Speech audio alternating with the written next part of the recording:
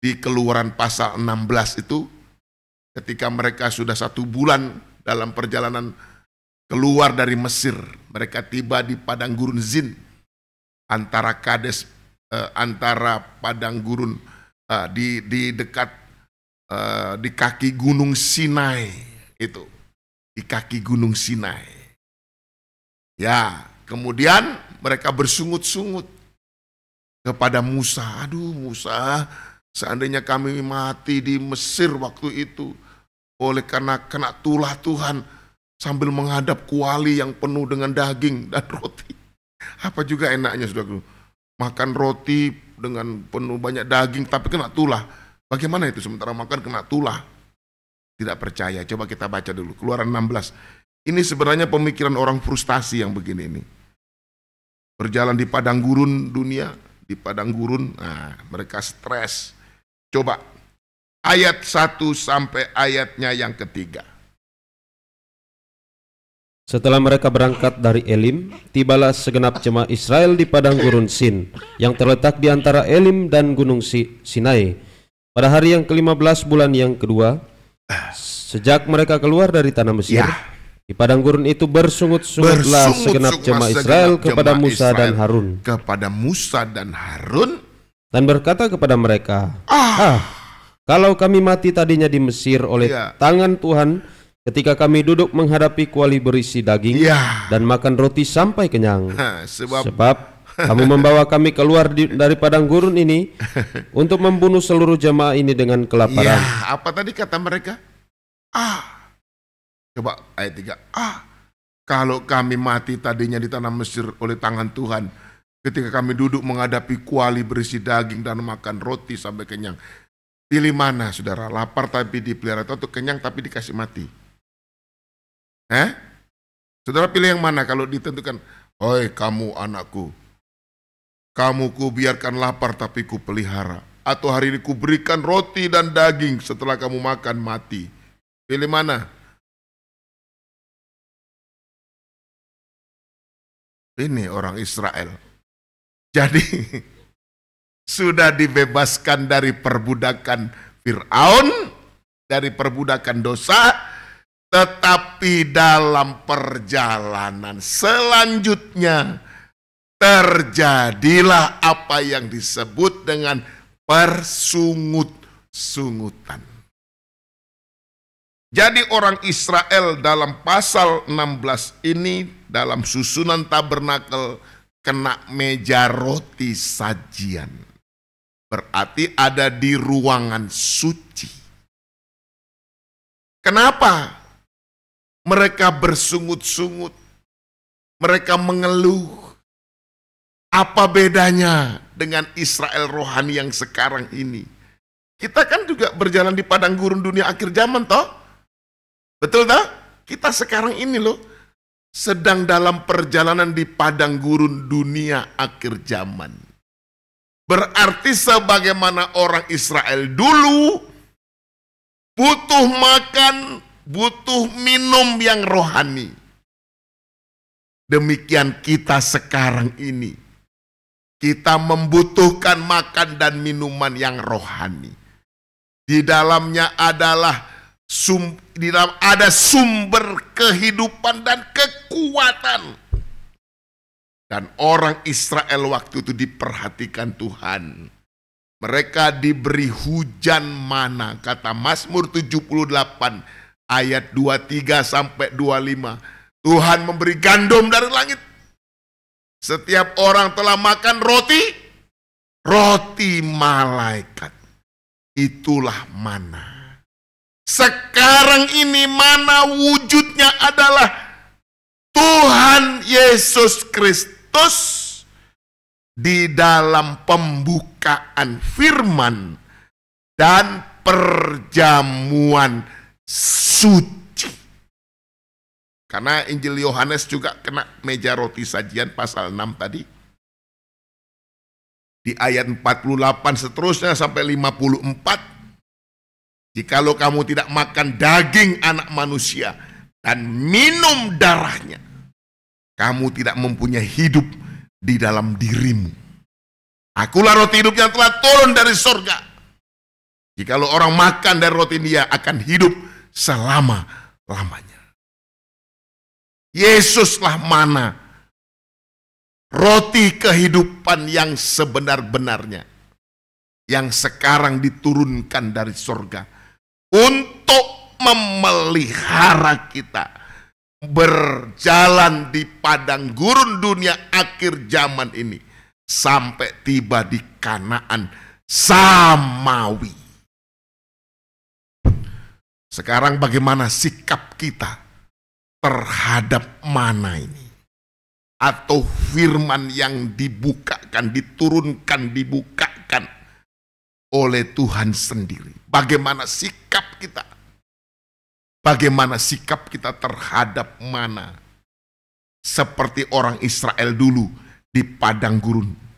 Saudaraku ya, kita kembali ke Keluaran pasalnya yang ke-16. Keluaran pasalnya yang ke-16. Ayat 1 sampai 14. Kita baca dari tadi ayat 3, sekarang loncat langsung ayat 4. Ya. Lalu berfirmanlah Tuhan kepada Musa, Ya. sesungguhnya aku akan menurunkan dari langit hujan roti bagimu. Ya. Maka bangsa itu akan keluar dan memungut tiap-tiap hari sebanyak yang perlu untuk sehari. Ya. Supaya mereka kucoba apakah mereka hidup menurut hukumku atau tidak. Ya, terus. Dan pada hari yang ke-6 apabila mereka memasak yang dibawa mereka pulang, maka yang dibawa itu akan terdapat 2 kali lipat banyaknya dari apa yang dipungut mereka sehari-hari. Ya. Sesudah itu berkatalah Musa dan Harun kepada seluruh orang Israel, Ya. petang ini kamu akan mengetahui bahwa Tuhanlah yang telah membawa kamu keluar dari tanah Mesir. Ya, dan besok pagi kamu melihat kemuliaan Tuhan, karena ia telah mendengar sungut-sungutmu kepadanya. Ya. Sebab apalah kami ini, maka kamu bersungut-sungut kepada kami. Cukup sampai ayat 14. Saudara dapat mencatat di situ ada 6 kali kata sungut-sungut.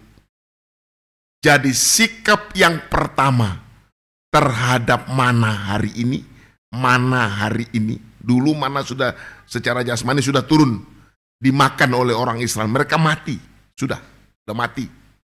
Sekarang mana dalam wujud pembukaan firman, Yesus roti kehidupan mana surgawi yang benar-benar ada. Bagaimana sikap kita? Yang pertama, jangan bersungut-sungut. Apa artinya bersungut-sungut yang lalu? Menggerutu. Apalagi menggerutu, mengeluh. Sama enggak menggerutu dengan mengeluh? Saudara pernah bersungut-sungut? Pernah enggak bersungut-sungut? Apa bahasa saudara kalau bersungut-sungut? Sudah. Satu hari berapa kali saudara? Nanti menyembah itu bukan bersungut-sungut itu.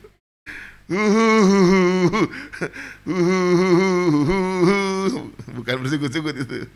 Itu senandung. Senandung dengan sungut-sungut tidak sama loh ya. Kalau beda itu. Kalau sungut-sungut masa saya jengkel, saya bersungut-sungut, bagaimana? Wah, itu senandung namanya itu. Sungut-sungut itu ya kenapa? Dia nak mau jawab. Kok nyahu?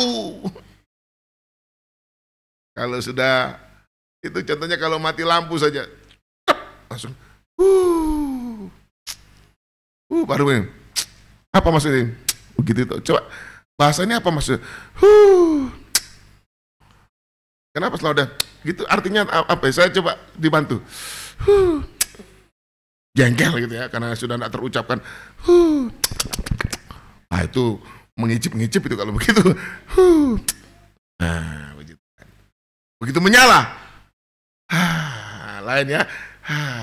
Menyala.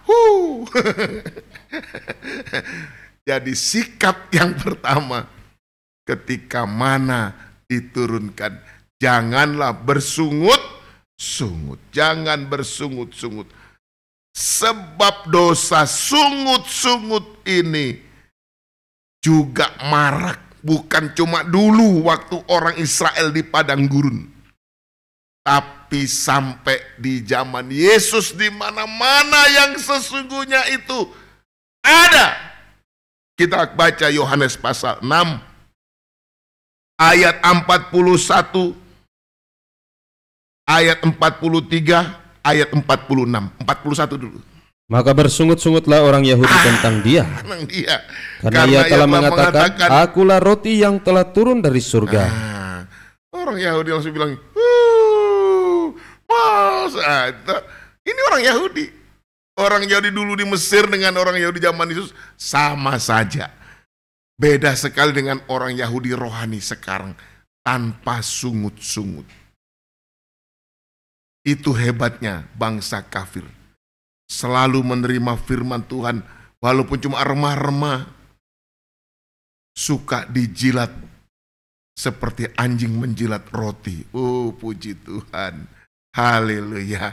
Betul ya, bangsa kafir tidak bersungut-sungut, tak? Biar khotbah saya 2 jam, tenang saja. Puji Tuhan. Itu ayatnya yang ke-40, 43. Jawab Yesus kepada mereka, jangan kamu bersungut-sungut. Jangan kamu bersungut-sungut. Tidak usah kamu bersungut. Jangan. Bayangkan ayatnya yang ke-46. Bahkan murid-murid, orang yang sudah terima pengajaran dan diajar langsung oleh Yesus, mendengar perkataan firman itu, mereka pun bersungut-sungut. Ayat 46. Silakan. Ya, ayat ya. Yohanes pasalnya yang ke-6 ayat 46. Ayat. Bentar ya.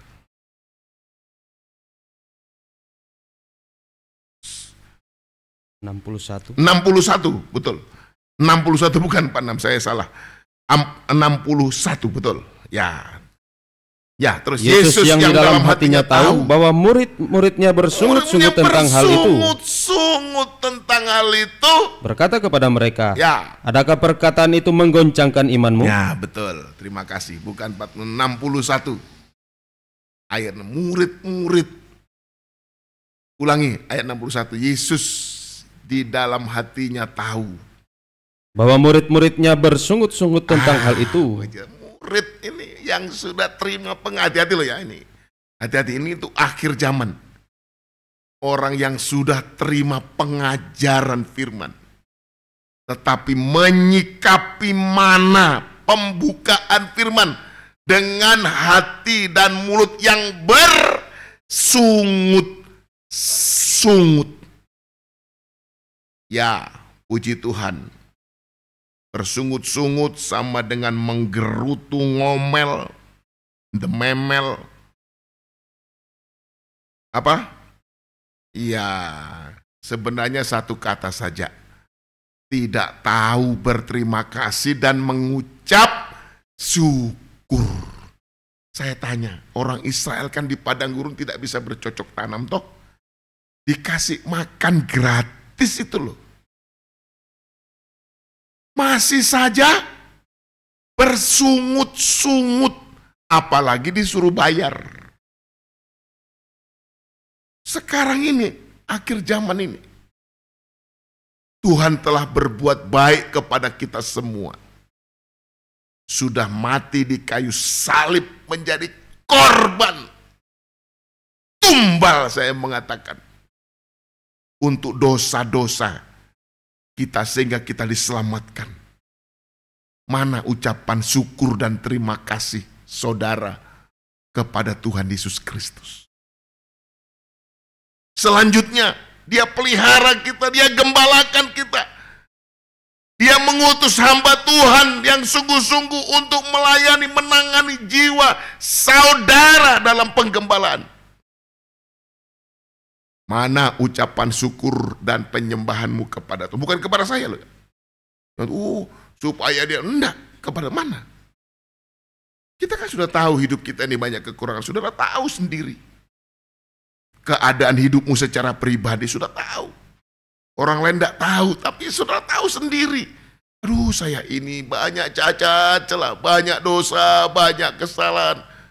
Tapi syukur, terima kasih, mana ada. Saya sudah digembalakan, sekarang dilayani. Bahkan firman dibuka begitu deras. Bukan malah bersyukur, berterima kasih, menyembah Tuhan. Tetapi bersungut-sungut. Ngomel, menggerutu. Kita baca kitab Yakobus pasal 5. Kitab Yakobus pasalnya yang ke-5. Yakobus pasal yang ke-5 justru menjelang Tuhan datang.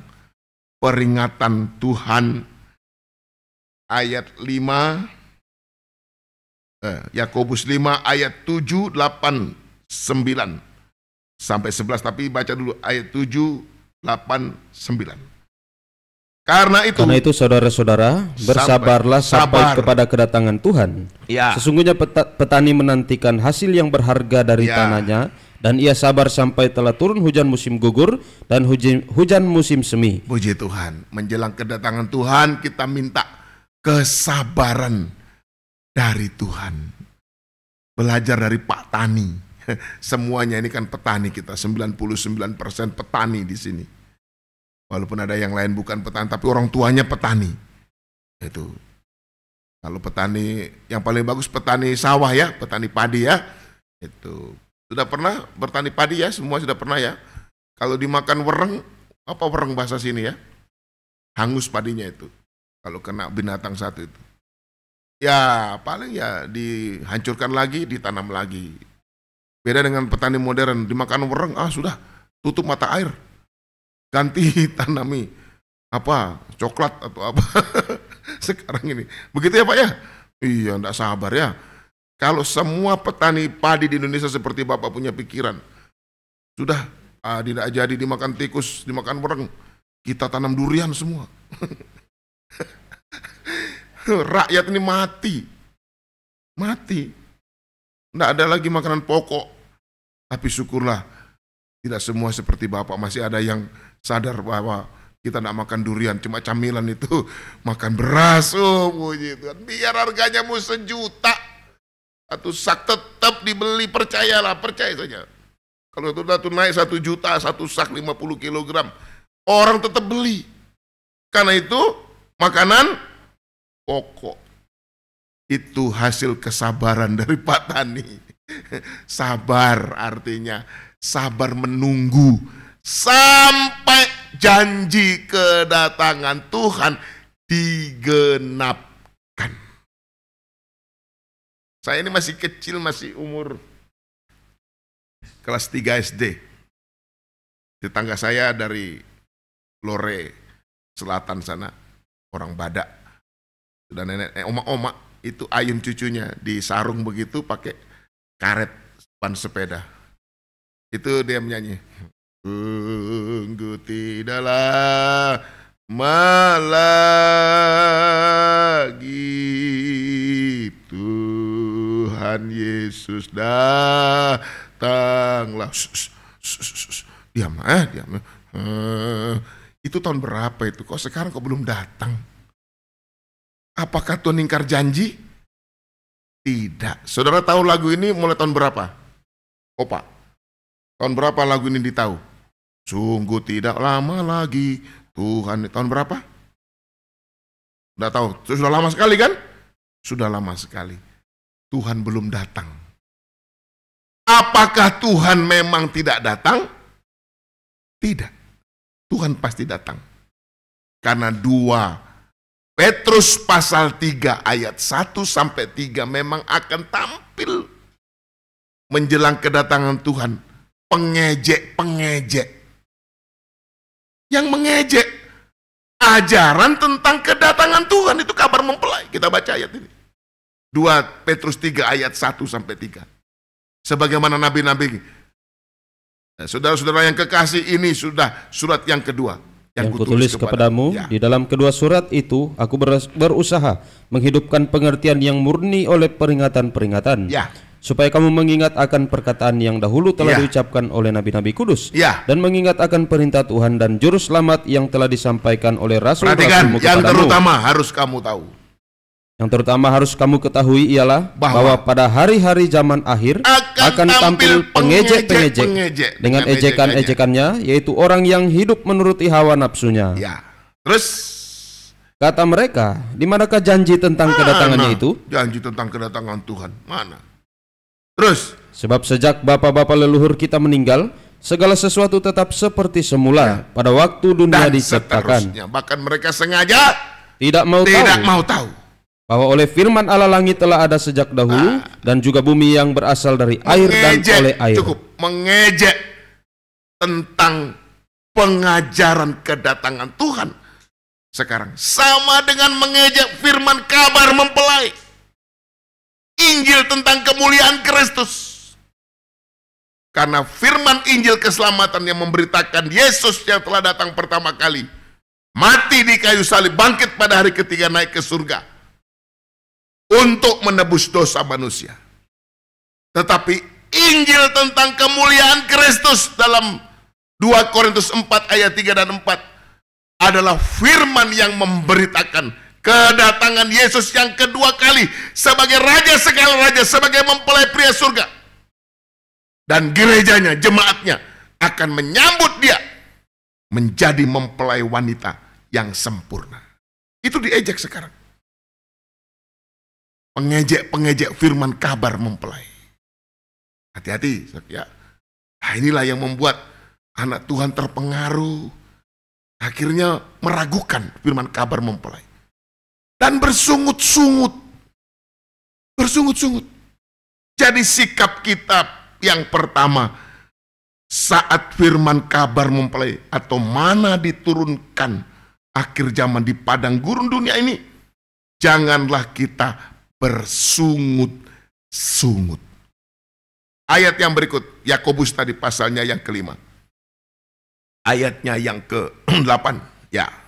Kamu juga harus bersabar dan harus meneguhkan hatimu. Harus teguh menjelang kedatangan Tuhan di tengah-tengah banyaknya orang yang bersungut-sungut. Kita jangan ikutan, kita teguh, pegang teguh pengajaran ini, pegang teguh. Ya, teruskan. Karena kedatangan Tuhan sudah dekat. Karena Tuhan kedatangannya sudah dekat. Yang dilihat keteguhan, teguh berpegang pada firman pengajaran yang benar. Nah, sekarang ayatnya yang ke berapa itu? Ayatnya yang ke-9. Ya. Saudara-saudara, Ya. janganlah kamu bersungut-sungut Jangan kamu bersungut-sungut dan saling mempersalahkan. Nah, cocok kah? Orang Israel menyalahkan Musa nih. Oh, kamu ini memimpin kami ke tempat celaka ini. Lebih baik kami mati di Mesir menghadapi kuali penuh daging, ada roti, lalu kami kena tulah Tuhan. Lebih baik begitu daripada sekarang ini. Musa, Harun. Di tengah-tengah perkemahan yang begitu besar, jumlahnya banyak orang Israel. Serentak mereka, itu suaranya menggelegar itu. Sedangkan haleluya segini banyak, coba 1, 2, 3. 1, 2, 3. Haleluya. Coba kalau 1 kali 1, 2, 3. Jelek sekali. Menggerutu, ngomel, sungut. Memang tidak tahu mengucap syukur dan berterima kasih kepada Tuhan. Saling mempersalahkan. Ulangi, saudara-saudara, janganlah kamu bersungut-sungut dan saling mempersalahkan, supaya kamu jangan dihukum. Sesungguhnya hakim telah berdiri di ambang pintu. Tuhan. Dosa ini ada pada orang Israel dulu. Yang kedua ada di zaman Yesus. Israel di zaman Yesus sungut-sungut. Dan tentu juga ada di zaman Israel rohani di zaman akhir ini. Puji Tuhan. Jadi tinggal kita periksa apakah kita menerima firman Tuhan ini dengan ucapan syukur atau bersungut-sungut. Akibatnya, kalau sungut-sungut terima firman akibatnya. Mari, Bilangan 21 ayat 4 terkenal ini. Bilangan 21 ayatnya yang keempat. Wah, ini ngeri ini. Mari, Bilangan 21 ayatnya yang keempat. Yuk. Setelah mereka berangkat dari Gunung Hor, berjalan ke arah Laut Teberau untuk mengelilingi tanah Edom, maka bangsa itu tidak dapat lagi menahan hati di tengah jalan. Tidak dapat menahan hati di jalan. Aduh, keliling-keliling padang gurun. Terus ayatnya selanjutnya, lalu mereka berkata-kata lawan Allah dan Musa, mengapa kamu memimpin kami keluar dari Mesir, supaya kami mati di padang gurun ini? Sebab di sini tidak ada roti dan tidak ada air. Tidak ada roti, tidak ada air. Terus. Dan akan makanan hambar ini. Akan makanan hambar ini. Kami telah muak. Kami telah muak. Wah. Muak terhadap makanan pokok. Kan setiap hari toh. Nanti saya terangkan, mudah-mudahan nanti bisa dikaitkan dengan hari raya orang Israel nanti.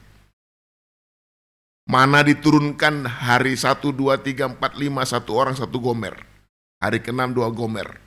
Hari ke-7 mana tidak turun. Nanti akan diterangkan. Ini dulu. Muak terhadap mana. Terus. Lalu Tuhan menyuruh ular-ular kedung ke antara bangsa itu yang memagut mereka. Sehingga banyak dari orang Israel yang mati rohani. Karena ada ular. Itulah dosa-dosa zaman Nuh dan zaman Lot, dosa akhir zaman. Segera memagut dan membinasakan kita. Jangan bersungut-sungut, akibatnya sangat ngeri.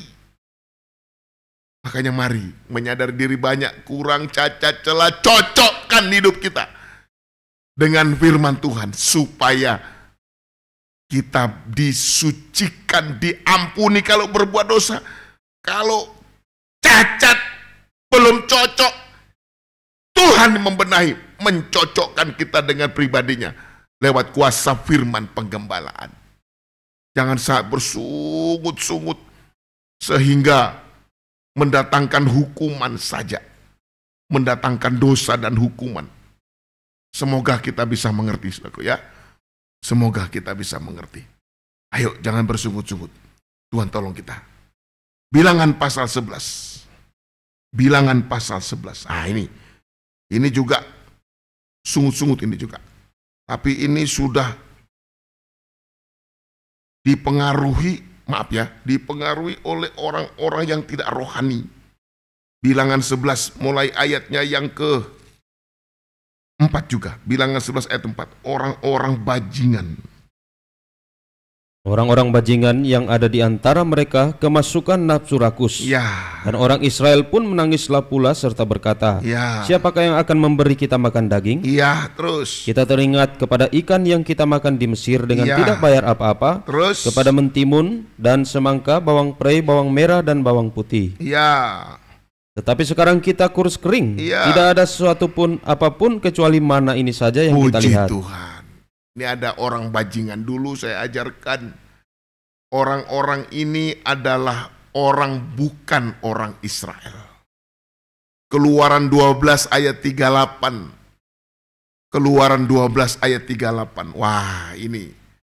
Jadi pada waktu orang Israel keluar dari Mesir, orang-orang lain juga, bangsa-bangsa lain yang ikut menjadi bangsa jajahan, wah mereka ikut. Ayo kita baca, ayo. Juga banyak orang dari berbagai-bagai bangsa, ayat 38, Keluaran 12, 38. Juga banyak orang-orang dari berbagai-bagai bangsa turut dengan mereka, lagi sangat banyak ternak kambing, domba, dan lembu sapi. Sekarang menunjuk orang Kristen yang ikut-ikut rame. Kristen ikut-ikutan. Bisa ikut-ikutan karena menikah, tidak bertobat. Daripada tidak direstui, sudahlah. Saya akan menikah dengan dia, ikut pengajaran. Daripada tidak menikah nanti bagaimana? Orang tua sudah setuju, tinggal itu Pak Gembala itu yang bikin susah itu. Sudahlah. Daripada saya tidak menikah dengan dia, pujaan hatiku, aku ikut. Tapi bukan karena pekerjaan firman, karena mau menikah. Ada juga karena keluarganya banyak di situ. Wah, kalau kita cuma sendiri di sini nanti gimana? Ya, saya ikut ke situ. Apalagi di tempat saya ini baru bangun gereja. Aduh, setengah mati di situ. So kelar di gereja, ke situlah kita.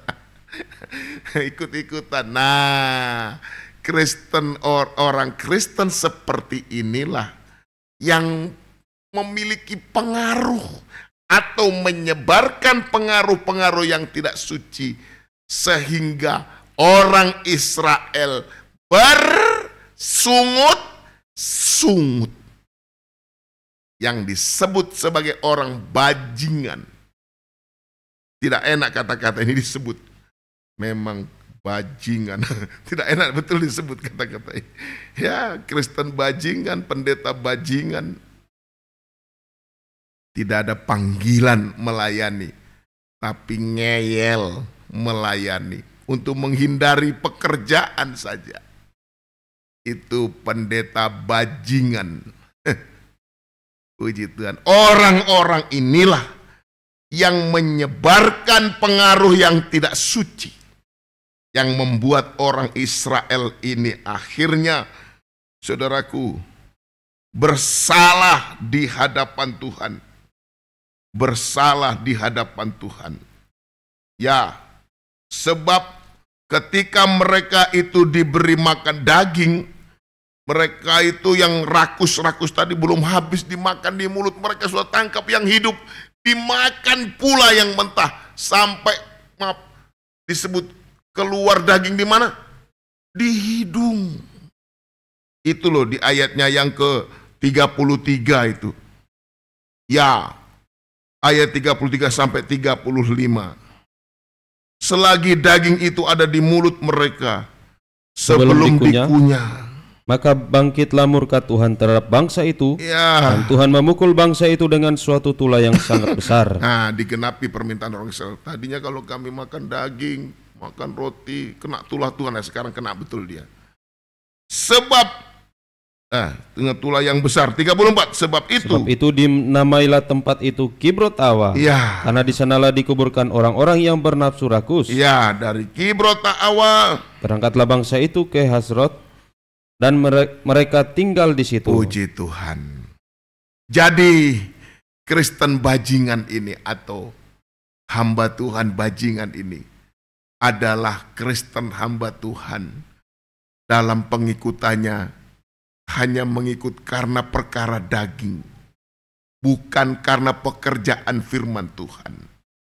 Kita diberi kesempatan pada petang untuk mengintrospeksi diri kita sendiri lebih dalam. Apakah saya jadi hamba Tuhan ini ikut-ikutan,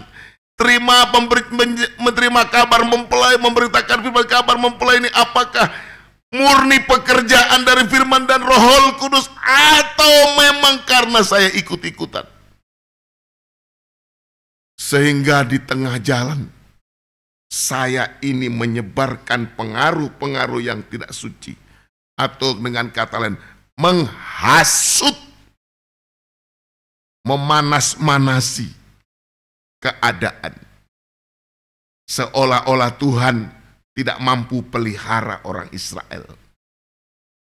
Puji Tuhan, tapi kemurahan Tuhan nyata.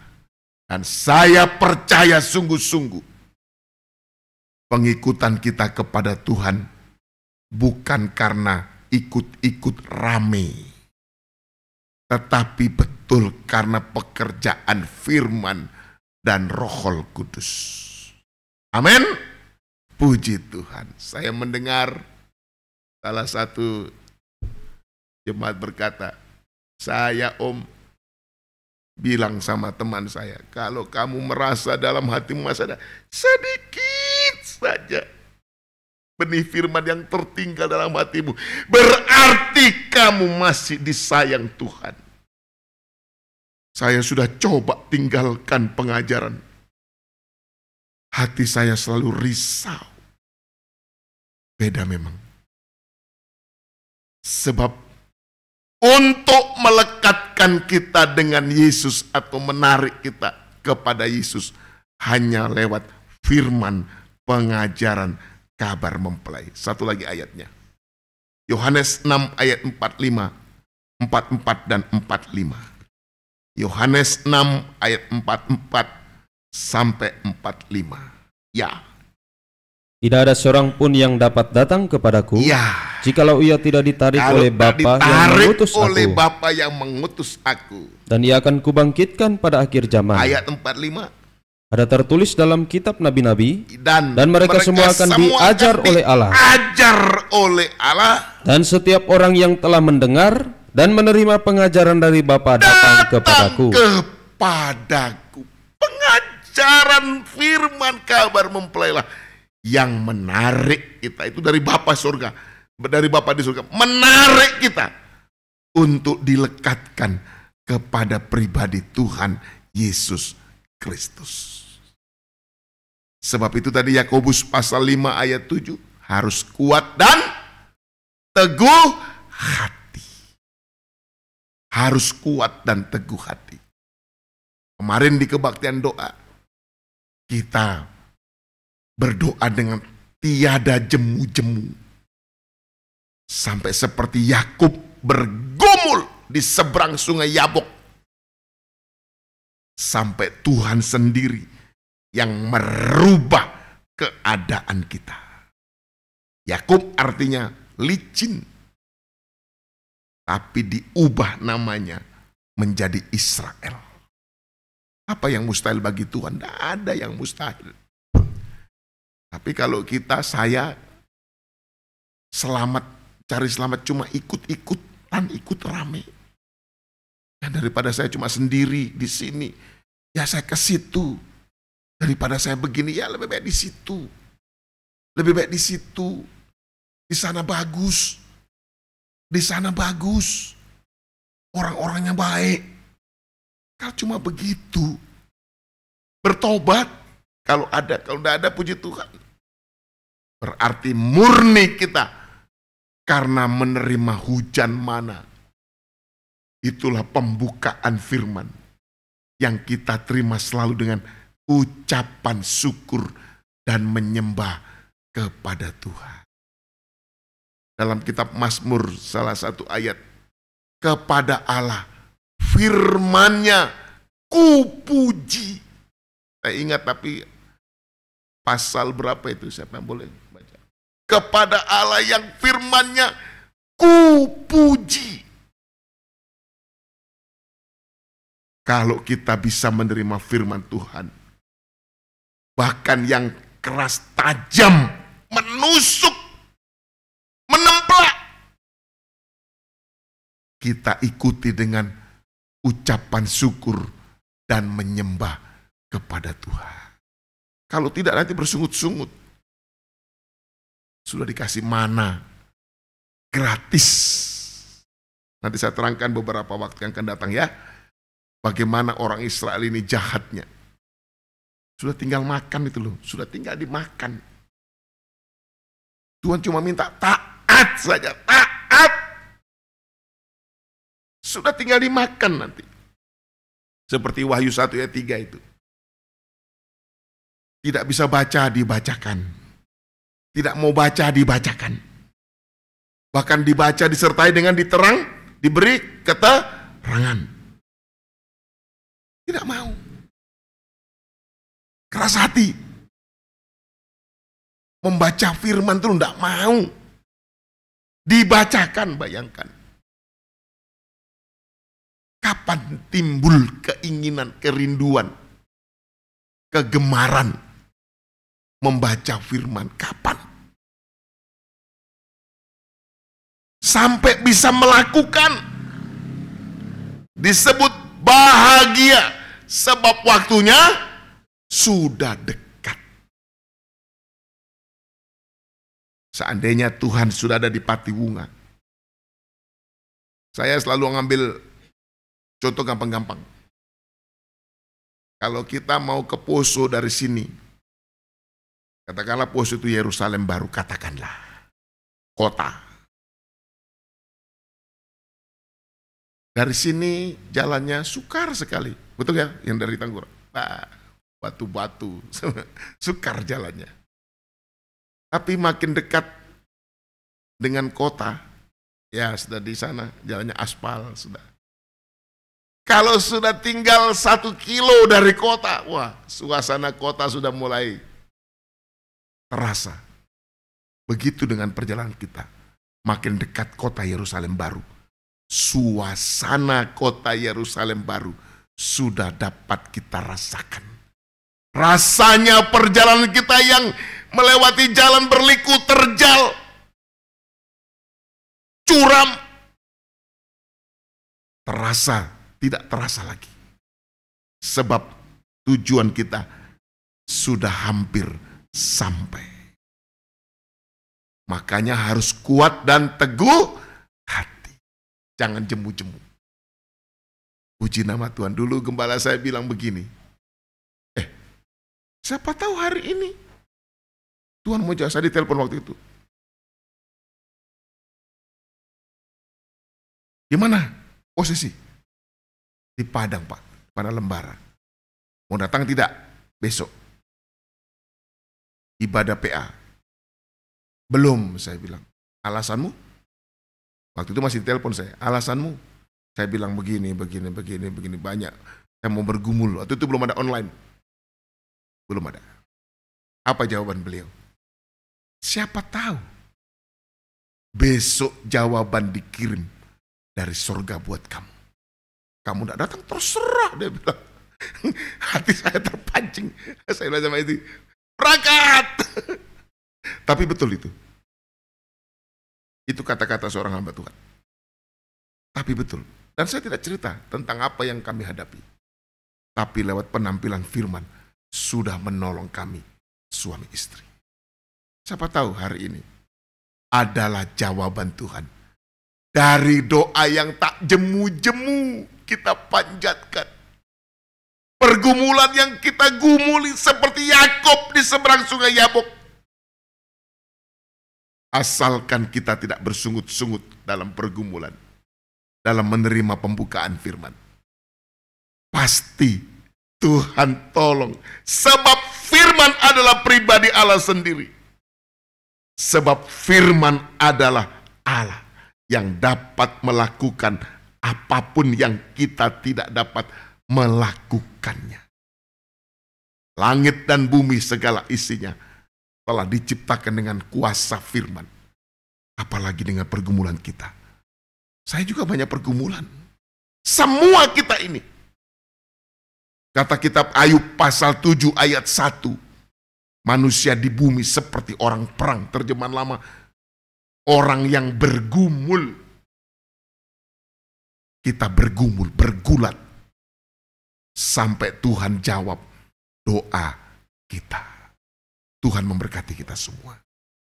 Firman Tuhan sampai di sini. Dia hanya sejauh doa. Kita nyanyikan ini. Haleluya. Tuhan tolong kita. Bila sengsara menimpa ke atasmu, bila cobaan mencobai hatimu, ya. Haleluya.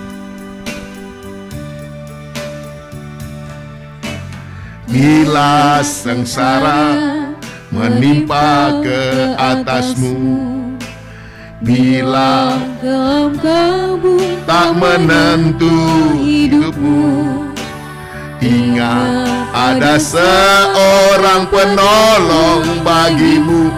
Dia tak pernah jauh darimu. Dua. Haleluya.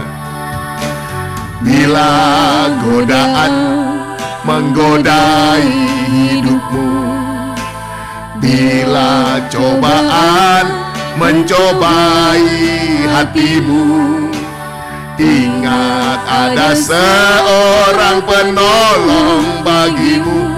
Yesus selalu pedulikan kamu. Haleluya. Berseru